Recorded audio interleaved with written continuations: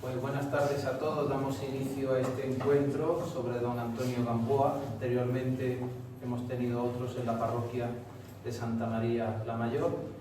Y bueno, creo que las palabras de inicio podían ser del vicario episcopal de evangelización, que hace poquito estaba también con el señor obispo de Jerez y también ha dado un saludo para todos los presentes.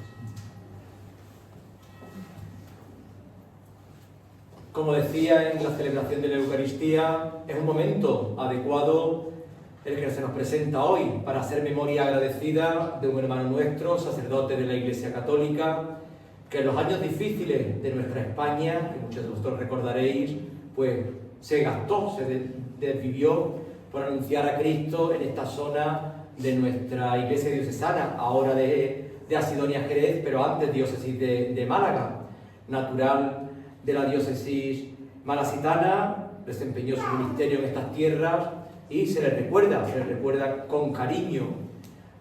La vida va poniendo siempre hombres y mujeres que anuncien el Evangelio allí donde estén. Don Antonio, bien lo sabéis. Por eso a mí esta tarde me es grato haber celebrado la Eucaristía con vosotros, acogeros en este punto de nuestra geografía diocesana en Olvera, donde también don Antonio pasó años de su vida. Y en nombre del señor obispo, con el que a mediodía he estado, pues me decía que saludara a don Salvador Aguilera, a don Juan y a los hermanos presbíteros y asistentes a este encuentro en torno a la figura de Antonio Gamboa, sacerdote. Sed bienvenidos a este acontecimiento, porque el recordar pues también nos hace volver a vivir situaciones que nuestros mayores nos pusieron por delante. Y todo esto pues nos va configurando más con el estilo de el Señor a través de los ministros de su Iglesia. Bienvenidos, y que este acontecimiento, este encuentro fraterno, nos sirva a cada uno de nosotros para vivenciar aún más estas fiestas de Navidad. Damos ahora paso a don Juan para que nos dé su testimonio. En los anteriores encuentros hemos tenido los testimonios de personas que han convivido con él. Por ejemplo, don Alonso Ros, párroco de San Cristóbal, que durante muchos años pues eran del mismo arciprestazgo. Antonio Jesús Carrasco, sacerdote entonces de Arriate, que vivió los últimos momentos de don Antonio y nos contó como una primicia que cuando don Antonio estaba a punto de morir tuvo esa visión donde vio a la Virgen de la Paz. También el hermano Jesús, de los hermanos de San Juan de Dios, que lleva a cabo su labor pastoral en Canarias con los inmigrantes, que nos contó cómo le ayudó en su vocación don Antonio Gamboa. Por tanto, el trasladarnos hoy aquí a este santuario de la Virgen de los Remedios es para escuchar el testimonio en primera persona de don Juan. Por eso le damos ahora la palabra. Bueno, que no me da un discurso, he vivido nada más que experiencia de vivencia. Pero con 3 palabras para don Antonio. Trabajador. Yo los años ¿cómo lo he tratado?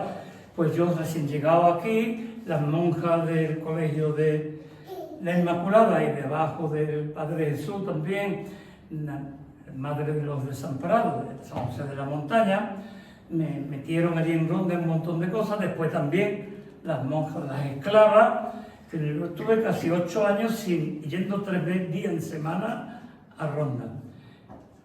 Conocí entonces la gente y sobre todo el clero que había en ronda. Y José Parra, que ustedes también tenéis, pues de él. José Parra era una institución, pero también era una gran institución de otro tipo, de otra forma. Don Antonio era un hombre trabajador. A mí me dio la sensación siempre de muy trabajador. Donde quiera que hacía falta, allí estaba. Se le llamaba e iba. Tú también lo conocerás por el patronato, no supongo. Porque Pepe Arjona, el cura de Rota, me manda a decir: mira, que yo de los curas que me ha hecho más bien, después me he hecho hermano en la sala, después me he hecho sacerdote, y tal, de cura en Rota, y es además delegado de catequesis de nuestra diócesis. Y todos coincidimos en una cosa: trabajador. Chiquitito, pero trabajador. Eso era seguro. Un hombre que trabajaba y que iba siempre ligerito por la calle. No sé si ustedes se acuerdan, chiquitito por la calle, pero que se movía y que en tiempos difíciles, hacer el centro obrero de Ronda, había que guindar pavos, por lo que había en Ronda. Que no es la Ronda de ahora, ustedes lo sabéis como yo, que no era en los años 70 las rondas de ahora. Ya estaba el poder de la Unicaja de ahora, que era entonces la caja de ahorros de Ronda. Pero indudablemente él mismo estaba en un sitio, que estaba en otro, que iba a confesar las monjas de aquí, de allí. Un hombre trabajador. Yo voy a decir lo que una mujer un día en la calle me dijo, lo mejor alguien puede pensar que irreverente. Yo ni entonces lo vi ni ahora tampoco. Me dijo de él, usted se cura, todo lo que tiene de feo tiene de bueno. Todo lo que tiene de feo lo tiene de bueno. Le dio una definición de don Antonio que quizá, vamos, partía de su beatificación. No tenía presencia grande ni fuerte, pero todo lo que tiene de feo tiene de bueno. Fue un hombre también, yo ya entro ahí, un hombre profundo de Dios. Yo iba allí a confesar monjas, a confesar niños, pero también unas pocas veces me tuve que confesar con ellos. Estaba aquí, con mi párroco, en unas circunstancias muy especiales, y fue siempre el cura, el único en este tiempo me confesé yo en Ronda, y había muchos más curas que hay ahora. Estaba también los salesianos, pero don Antonio, nada más que lo vi y hablé con él, yo necesitaba confesar, porque don Antonio era exigente en la confesión, pero a la vez era comprensivo al máximo. Eso que parece que es tan imposible. Exigente y comprensivo, sí, pues lo era. Ese debe decirte, eso está mal, pero eso tiene arreglo y camina y sigue. No era el que te dejaba hundido en el hoyo, sino que te decía, sí, pues tira para adelante, tira para adelante. Tenía entonces 28 años, pero indudablemente aquel hombre mayor, chiquitito, me ayudó en ciertos momentos muchísimo. Porque yo al director espiritual lo tenía en Sevilla, y a Sevilla era más complicado, y a Ronda como tenía que ir, lo había comprometido, pues los 3 días que iba, algún día me acercaba siempre a confesar. Es el hombre de oración, es un hombre trabajador, pero es un hombre orante. Yo lo comparo muchas veces con San José. San José era un gran trabajador y era un gran orante. Este era un hombre de oración, porque se notaba, donde se le notaba, yo no lo he escuchado mucho predicar, lo tengo que decir en Guanajuato, porque yo no he ido a escuchar, pero en la confesión se ve si un cura es un hombre de oración o no es un cura de oración. Si lo que te está dando la píldora que hay que darle a todo el mundo, paracetamol, o si lo que quiere es decirte por aquí, con exigencia, pero con mucha comprensión. Para mí, don Antonio, y lo digo ya en este punto, muy personal, que me ayudó en ciertos momentos de vida, y después ya, estando enfermo, ya me enfermé por los años, y estando ya con las monjas de San Parado, pero de Arriate, en la casita que había junto, que era del capellán. Allí también fui a verlo ya unas pocas veces porque podía ir y pasaba por Arriate, digo, yo me quedé cerca de don Antonio. Estaba con toda su inquietud de libro que estaba escribiendo para los jóvenes. Yo cogí hasta para la confirmación, él hizo un librito para la confirmación precioso, no sé, ustedes lo tendrán, me supongo. También yo lo he usado aquí en la parroquia. Y allí me lo encontré ya, que era lo terrible y lo sublime de ser cura. Lo terrible porque lo vi muy solo. Estaba en su casa allí, iban gente a verlo, y iba a decir la misa en las monjas, y le mandaban la comida, otras veces iba a comer. Y lo terrible, pero vi lo sublime, que él, aun sabiendo que estaba a 2 pasos de irse ya con Dios, no pasaba de hacer apuntes, me lo enseñaba, mira lo que es esto, porque es que los jóvenes de ahora no son como los de antes, una cantidad de... Entonces, ese tercer punto de don Antonio es para mí que era un hombre sencillo, pero con la sencillez de un hombre que trabaja y que ora. El que de verdad trabaja por el reino y su vida la vive en la oración, al final termina haciendo las cosas indudablemente con todo el misticismo y la altura. Don Antonio en los últimos tiempos yo lo veía ya como una persona mística. Además, yo las veces que fui allí ninguna vez me confesé. Primero ya tenía más facilidad hasta con los curas que estaban más cerca de mí, pero y no era igual que entonces, pero yo me quedaba embobado porque digo, se le nota este hombre, como decimos en San Lucas, este hombre ya está oliendo agua salada. San Lucas de Barrameda es donde se emboca el Guadalquivir. Y nosotros cuando vamos viendo, cuando vemos que alguien se va acercando, al final decimos, ya este está oliendo agua salada, que va a desembocar pronto en el mar. Y eso lo tenía Don Antonio. Después me parecía decir más cosas, me han pasado cosas. Una graciosísima, la primera vez que me lo vi por Ronda, vestido de paisano, bueno, con el clerima, digo, Antonio, ¿sabes, Don Antonio? Esto siempre lo he visto usted con sotana toda mi vida. Mira que yo también la sotana la he usado bastante tiempo. Siempre lo he visto con sotana. Dice, cállate, Juan, cállate, niño. Por eso yo decía, niño, cállate. Porque es que en Ronda las dos cosas que más gente hace fotografía es a los burros y a mí con sotana. Y yo ya me he hartado, que lo he visto y que no, porque es que todos los turistas, pum, pum, pum, pum.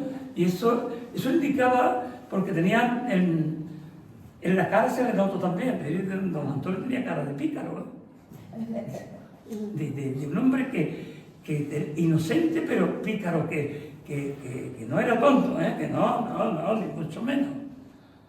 Y voy diciendo, bueno, ya llega un momento en que antes que la gente me toque a mí por una red turística, yo he visto ya como cuellecito con el cuello, nadie lo hacía fotografía. Pero la sotana, a un inglés, uno ve por la calle, un señor mayorcito con su sotana y andando tan ligero, tum. Ese era Don Antonio, el que queremos de verdad, pues que...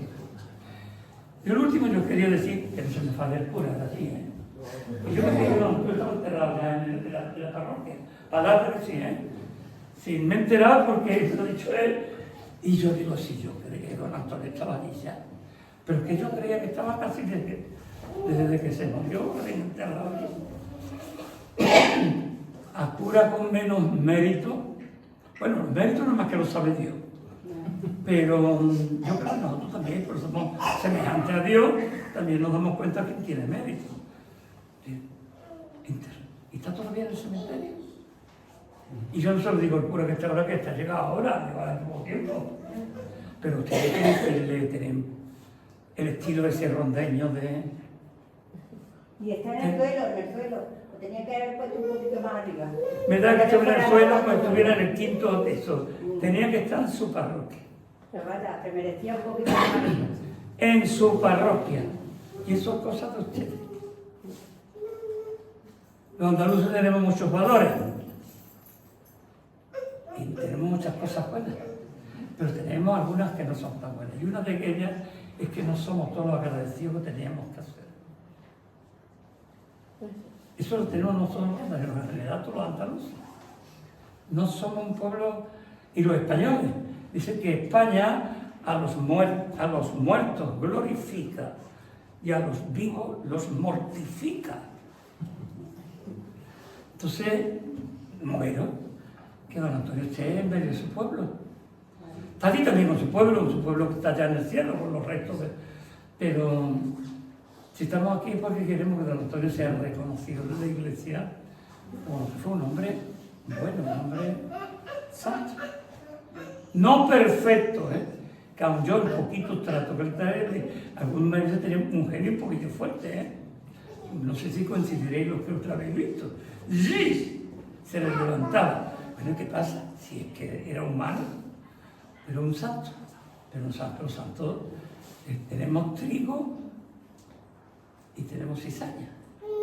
Lo importante es que la cizaña Dios la quema y el trigo lo tenemos nosotros que poner en un buen florero, como está eso ahí en medio con nosotros, y que alumbre un poquito a la gente y nos anime a la gente. Que don Antonio pida por nosotros y que aprendamos de él a trabajar, a ser sencillo, hacer oración, que hablar con Dios es interesante en nuestras vidas y sobre todo a ser sencillo. Porque por ser sencillo también era muy pobre, ya lo sabéis ustedes como yo. No tenía nada suyo. Era, en su momento que había tanta pobreza, él sabía compartir. Y lo único que digo que aquí vino muchas veces, venía con grupos, otras veces venía con algún cura a ver la Virgen, porque sabéis que en Ronda hay mucha devoción a la Virgen de los Remedios, mucha gente viene. Y como él estaba con la gente sencilla, pues con la gente sencilla también venía algunas veces con su devoción. Le gustaba ir por la cimada, por toda la parte y visitaba a la gente en los campos. Entonces allí estaba la devoción de la Virgen de los Remedios. Y eso también quiere la Virgen de los Remedios, que lo veamos un día y lo tengamos aquí en un sitio en la iglesia, por lo pronto como bienaventurado Antonio Gamboa López. Ojalá sea así.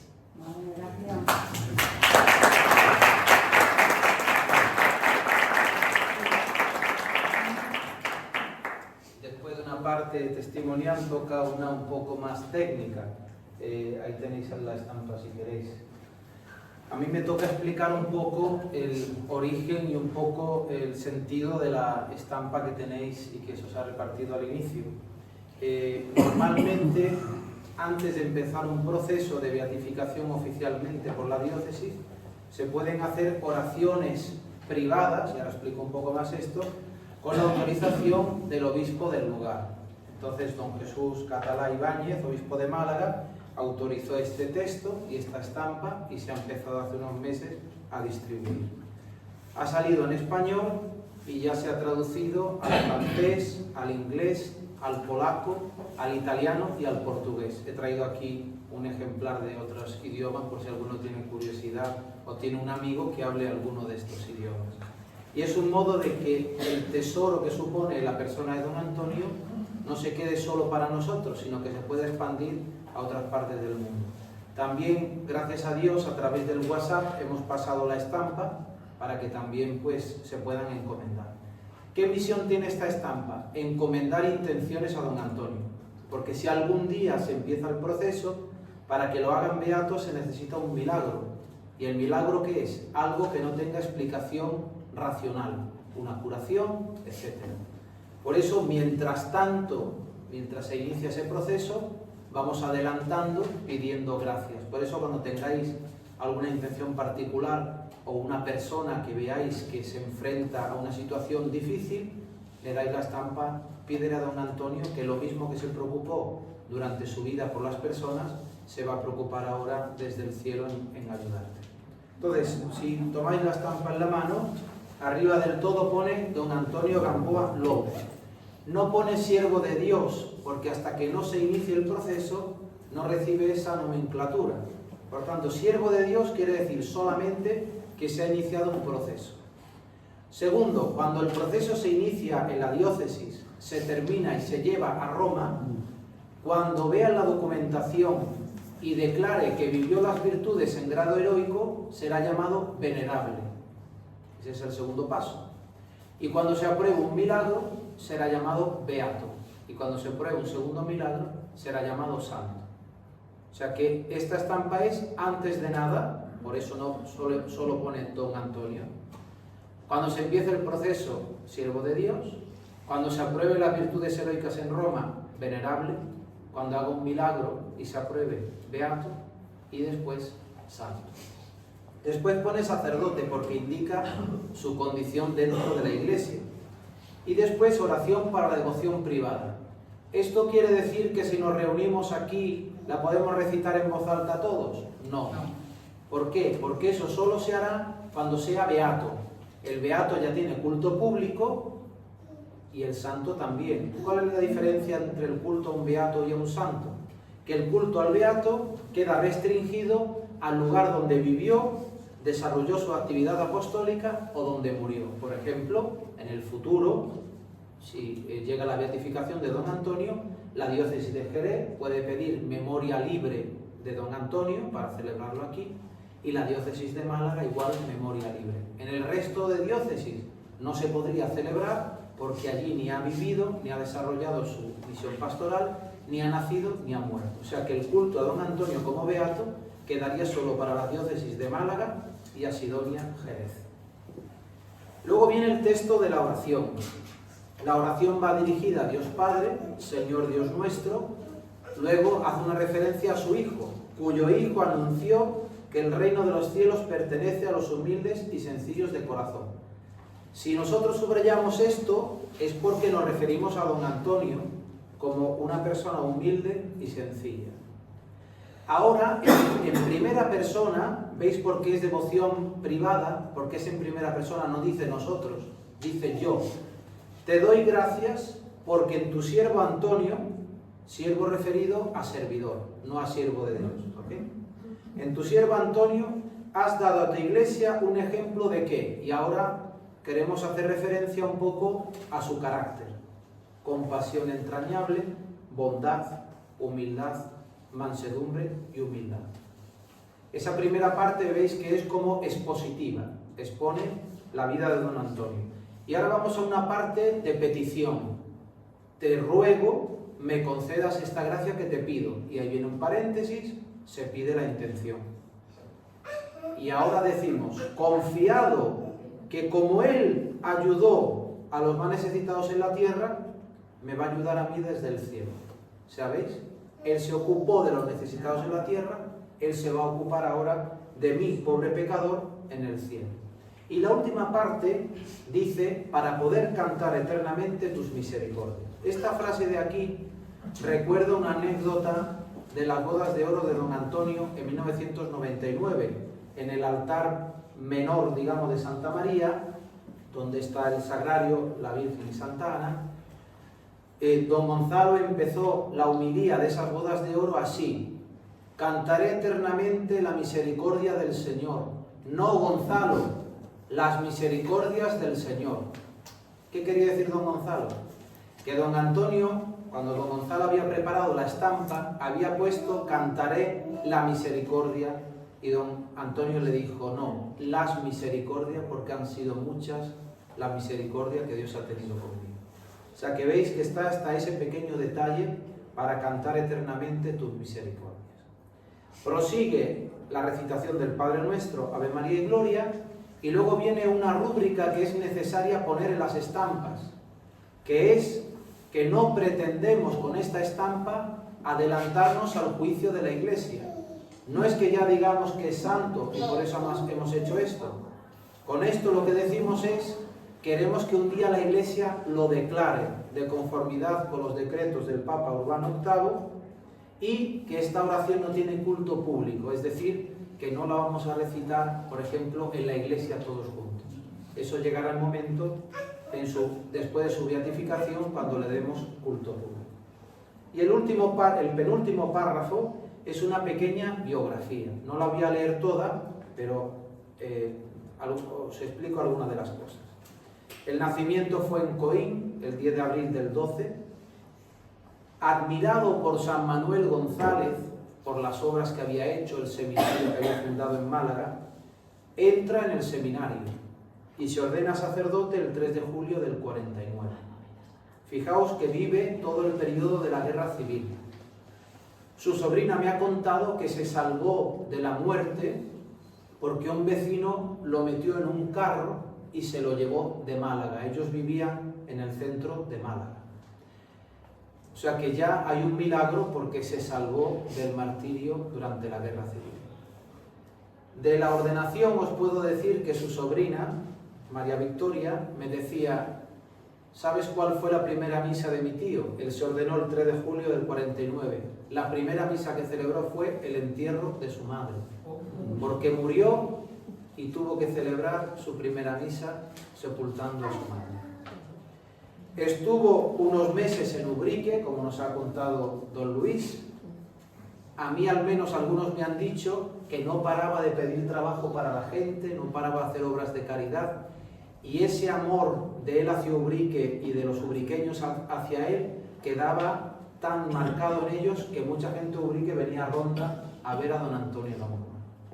Yo recuerdo hace unos años, cuando don Luis me invitó a predicar la novena de la Virgen de allí de Ubrique, que cuando dije que era de Ronda y que conocía a don Antonio, alguna gente se acercó a decirme, nosotros también. Después de esos meses, en el año 49, vino a Ronda y en 1952 fue nombrado párroco de Santa María hasta el 89, menos un poco de tiempo que fue vicario en Santa Cecilia. O sea que desde el 52 hasta el 89 estuvo en la parroquia de Santa María. Después se hace un poco una loa sobre él. Su celo apostólico lo llevó a gastarse y desgastarse para que Dios fuera conocido, su Santa Iglesia amada, y los necesitados tuvieran lo necesario para vivir. Es una frase paulina, gastarse y desgastarse. Y luego no se olvidaba de los pobres, era una persona orante, pero vivía el mandamiento, amar a Dios y amar al prójimo. Después su celo le movió a escribir sobre todo 2 libros, Olimpiada del Espíritu para jóvenes inquietos, que lo citaba don Juan, y el segundo a propósito de las obras de misericordia, que yo me acuerdo verle hacer las correcciones al libro durante los años que yo lo visitaba en Arriate. Ese libro lo publicó Santa María la Mayor en la época de don Gonzalo. Y luego fundó para los jóvenes el Centro Obrero. Se retiró a Arriate. Sabemos que él podía haberse quedado en Ronda, pero él mismo decía, si yo me quedo allí van a estar diciendo qué bueno es usted, cuántas cosas ha hecho usted por Ronda, y él lo que quería es que el protagonismo fuera de Dios y dar paso a su sucesor en Santa María. Por eso ese retiro en Arriate creo que es también el signo de uno que ve que la obra es de Dios y no del sacerdote.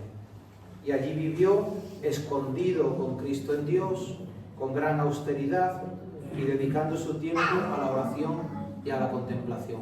En mis últimas visitas recuerdo que me decía, Aguilera, no tengo nada, lo único que tengo es esta cruz, el resto ya lo he dado, porque quiero morir pobre como Cristo murió pobre.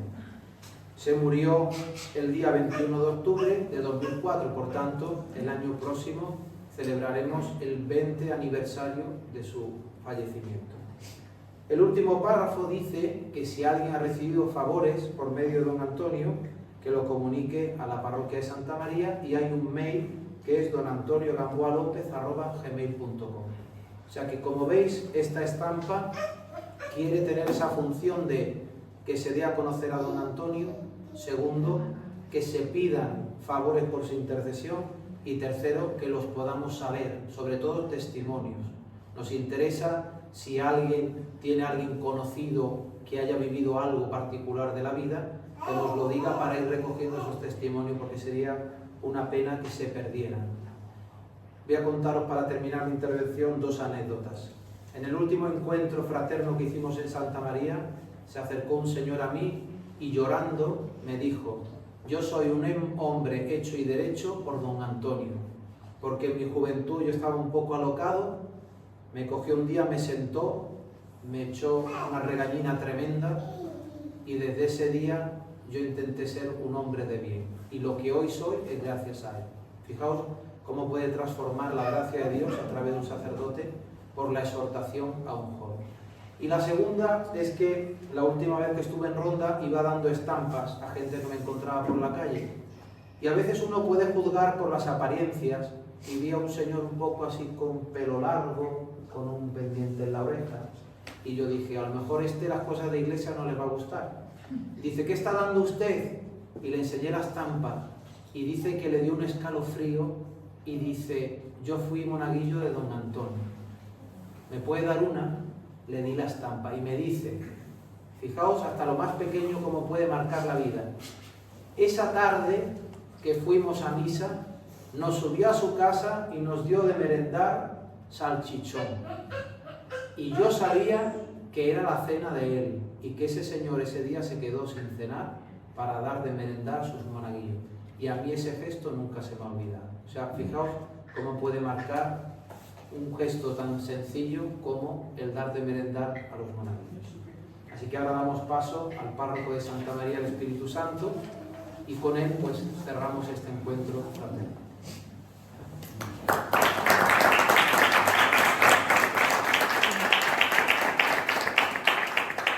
Buenas tardes, tengáis todos. Una gran alegría estar en este santuario mariano, porque la Virgen siempre, bajo su manto protector, nos acoge a todos, nos une, y nos une también una diócesis con otra diócesis. A veces, pues, sabéis, son territorios, pero todos estamos en el mismo barco, y así lo siento yo. Hoy, al llegar a este santuario, le daba gracias al Señor, porque también de pequeño mis padres me han traído a este santuario, y en Navidad, a ver el nacimiento tan bonito que se hace en este lugar.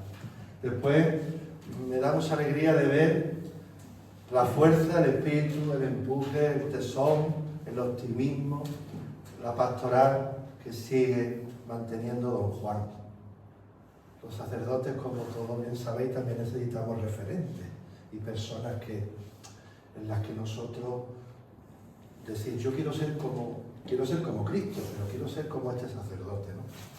Y don Juan hace muchos años, pues como ha contado, pues también visitaba el colegio donde yo era alumno, el Colegio de la Inmaculada, y hacíamos unas célebres convivencias vocacionales. De esas convivencias vocacionales, hoy día somos 5 sacerdotes. El delegado de liturgia de nuestra diócesis de Málaga, Alejandro Pérez Verdugo, el que ha sido delegado de Juventud, Salvador Gil Canto, y también rondeño, otro muchacho, Francisco Javier Caniestro, de aquí de una pedanía de Trejo, y un servidor, Marco Sánchez, que este año pues estoy haciendo mis bodas sacerdotales de 25 años de sacerdote. Así que una gran alegría. Conocer también al Padre que nos ha oficiado la Santa Misa, y bueno, y estar al lado de Salvador Aguilera, que él es un rondeño, es sacerdote, está en Roma, y bueno, y es un gran anfitrión para todos nosotros, que nos ayuda en muchas tareas pastorales y espirituales. Y yo también agradezco su gran labor. Bueno, esto de la historia de don Antonio, el olor a la santidad de don Antonio, lo tenemos también que situar como una iniciativa parroquial, espiritual y pastoral. Y bueno, y haciendo eco pues, a los consejos de nuestro obispo. Nosotros concretamente, nuestro obispo de Málaga, don Jesús Catalán, en el 2017, en una de sus cartas pastorales, nos decía, esto tan bonito que yo leo, aún están frescas en esta tierra bendita las huellas de personas verdaderamente santas que han servido el reino de Dios, sembrando esperanza y amor a nuestra historia, y han adornado nuestra iglesia diocesana con testimonios auténticos de vida cristiana. Todos tenemos el deber y el gozo de recordar los testimonios de aquellos que han sido declarados santos y beatos. Esto nos decía nuestro obispo de Málaga. Claro, tenemos que conocer nuestras diócesis, como nos pasa en todas las diócesis, conocer a nuestros santos. Nosotros en Málaga tenemos también muchos santos: San Ciriaco, Santa Paula, Santa Argentea, San Manuel González, el beato Juan Nepomuceno Cegrí, fundador de las Mercedarias de la Caridad, la beata Petra de San José, el beato Leopoldo de Alpandaire, la beata Carmen del Niño Jesús, el beato Enrique Vidaurreta, el beato Juan Duarte, el beato José Peri, Martiniano Meléndez, muchos más. El beato Marcelo Espínola, que también estuvo muy vinculado con Ronda, el padre Tiburcio Arnay, Fray Diego José de Cádiz. Pues fijarse, muchos de estos beatos y santos rezaban en la iglesia de Santa María la Mayor, donde yo hoy día soy el párroco y donde me ordenaron ahí. Eso fue también un regalo que el Señor me hizo. Soy de Ronda, me ordené en Santa María la Mayor y ahora soy el párroco, de casualidad, pero aquí estoy sirviendo. Pues fijarse, muchos de estos santos han rezado en esta iglesia. de Santa María la Mayor. Y han paseado pues, por aquellas calles, por aquellas plazas, y han dado la vida. Nuestro Papa Francisco pues, escribe esa exhortación, Gaudete Exsultate, en el 2018, y nos habla de los santos de la puerta de al lado. Y aquí pues, empezamos también a descubrir pues, la figura de don Antonio Gamboa, que muchos tenemos mucha experiencia, como habéis contado los padres que están aquí, muchos de vosotros que también habéis confesado y lo habéis visitado, y lo ha dado consejero espiritual. A mí también, pues el día de mi ordenación de diácono, me mandó un telegrama, que lo guardo yo como oro en paño, ¿no? Un telegrama de don Antonio Gamboa, felicitándome en mi diaconado. Y el día de mi ordenación, pues también me impuso las manos. Y el periódico pues, hizo esta foto instantánea, el cura más anciano de Ronda con el cura más joven de Ronda, ¿no? Que era yo, hace 25 años. Bueno, pues don Antonio, olor a santidad. Y sus pasos, como bien ha dicho don Juan, que lo ha definido con ese movimiento que iba corriendo, esos eran pasos de santidad, por donde don Antonio ha pasado, ha sembrado. Y lo que él ha sembrado, estamos recogiéndolo nosotros, muchos de nosotros. Por eso es de justicia, pues, hablar de personas que nos dan modelos a imitar. Y tienen que producir en nosotros deseos de ser mejores. Y más en estos tiempos de la Iglesia, cuando también, pues por desgracia, pues tenemos algunos testimonios que son todo lo contrario. Pues fijarse, hablar de un sacerdote hoy, de que dejó huella, de que hizo el bien, de que era un hombre de sacrificio, de austeridad, un hombre espiritual, un hombre preocupado por los pobres, por los obreros de aquellos entonces, preocupado para que la juventud se divirtiera y preocupado para que la gente le fuera mejor la vida. Pues esto hay que decirlo, hay que proclamarlo. Y bueno, pues hemos tenido esta iniciativa con este tercer encuentro y agradecemos mucho pues, a esta casa, a este santuario que nos acoge. Y bueno, nos tenemos que seguir reuniendo, tenemos que ir dando pasos. Y bueno, y ya pues hay algunas pistas que hoy han salido aquí. Don Antonio, pues vamos a recordar que hace 20 años pues, que subió a los cielos y que se enterró. Pues habrá que también teníamos un proyecto que no se llegó a hacer, ese busto de don Antonio, que se quedó un proyecto ya hecho y no se llegó a terminar. Está ese proyecto, el proyecto, ¿por qué no?, de trasladar sus restos a la iglesia de Santa María. Claro, daremos los pasos que haya que dar y tocaremos las puertas que haya que tocar para hacer realidad que este gran sacerdote pues sea reconocido por todos. Y que Él nos invite a que nosotros también seamos gente desprendida, sencilla, apóstoles y entusiastas del Señor. Pues muchas gracias a todos.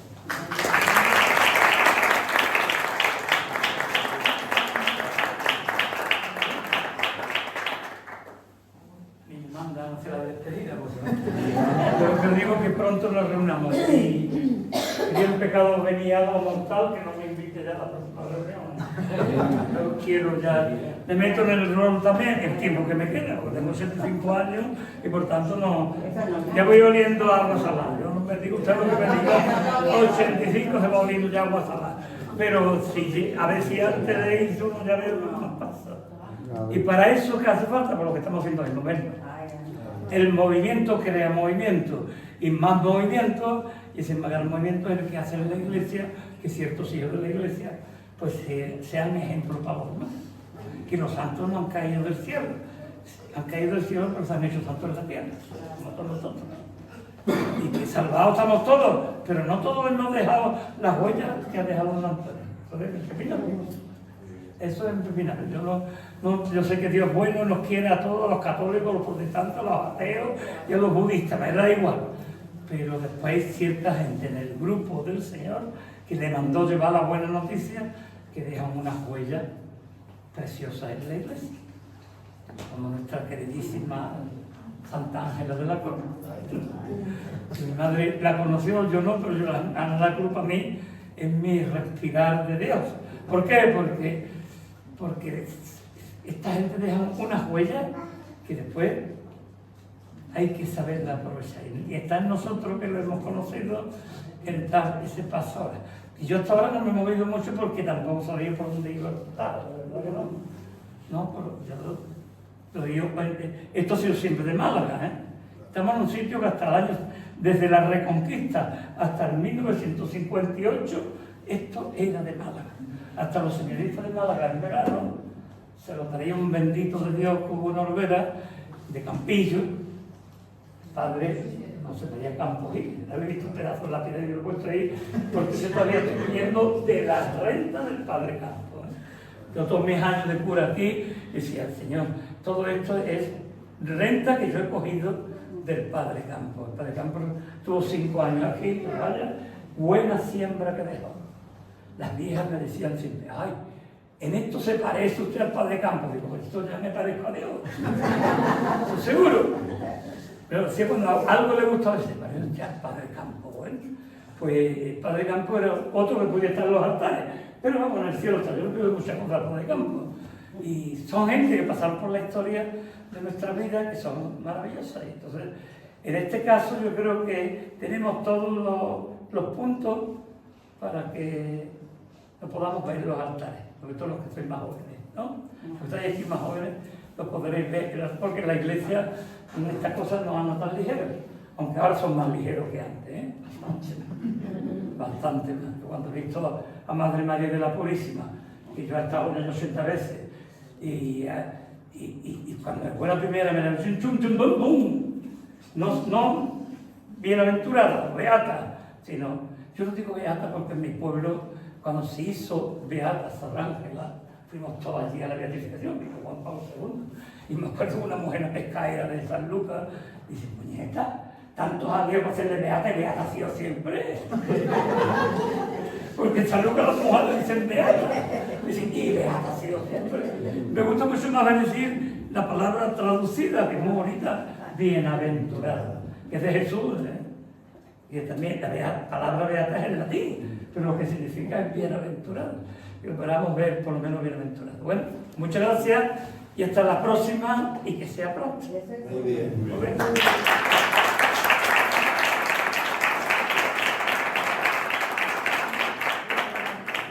El padre que tiene más responsabilidades, ¿eh? Que te ronda.